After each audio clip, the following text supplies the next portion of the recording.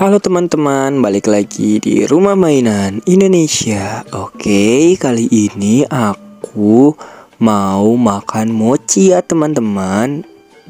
Nah, di sini ada berbagai macam rasa ya teman-teman. Oke, teman-teman bisa lihat sendiri. Mochinya ada 4 buah ya teman-teman. Kelihatannya mochinya enak sekali ya teman-teman. Tuh kan, teman-teman bisa lihat. Ini sepertinya mochinya lezat banget teman-teman. Ya udah yuk teman-teman, daripada kelamaan kita review mochinya, lebih baik kita langsung makan aja yuk teman-teman. Oke. Aku mau pilih yang mana ya? Nah yang ini aja nih, kelihatannya menarik. Oke, langsung saja aku buka ya teman-teman. Nah, ini dia ya mochinya yang sudah aku pilih teman-teman. Oke, langsung aku makan saja.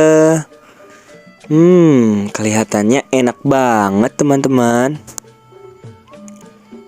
Nah, ini dia ya teman-teman penampilannya. Tuh kan, bagus banget loh penampilannya. Langsung aja yuk aku makan. Aku sudah lapar banget. Sepertinya enak banget ini teman-teman. Ayo ini suapan pertama ya. Aku mau makan dulu teman-teman.